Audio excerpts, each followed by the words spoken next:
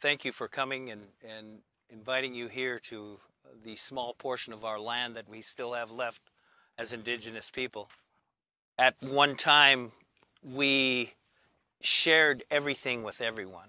There was not a problem because there was an abundance of everything.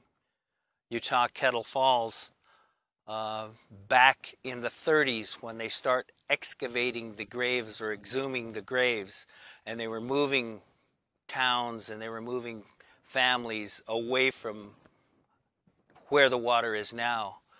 They were pulling the graves out, and they were up next to Marcus Island, and there was piles of rocks all along. And Ball and Dodd was in charge of the excavation. They looked at these piles of rocks and they said there had to be graves. So they removed all the rocks and dug in there, and there wasn't any graves. So they found this old Indian, and they brought him and they asked him about these. They interviewed him. He was at that time in the 30s, he was 103 years old. So you can imagine what he had seen up until that point.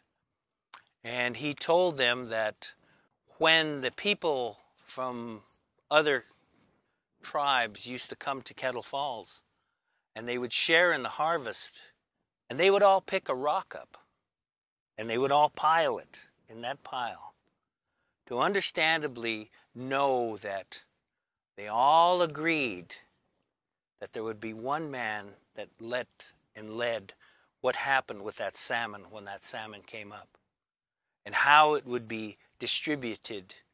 There would be no one bickering or fighting over that fish that come up. When the first ones came up, they would pray to it, to the Creator, because without it, we wouldn't survive. So you coming down here and seeing what the river is about, and seeing what it's like to feel the power.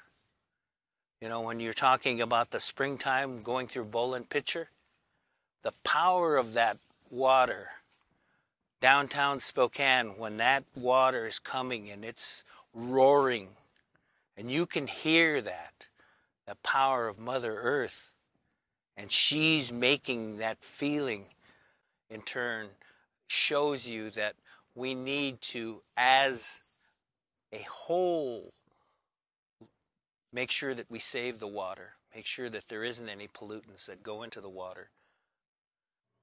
I want to thank you. When you think about the river, when you think about where you are now and where we were, we're all still in that same twine. We're all still in that same basket. We all care about one thing, and that's the environment. And the environment, when you enjoy this water, I know your heart's in the right place, because if you wasn't, you wouldn't be here. And you wouldn't enjoy the water the way we enjoy the water. We love it.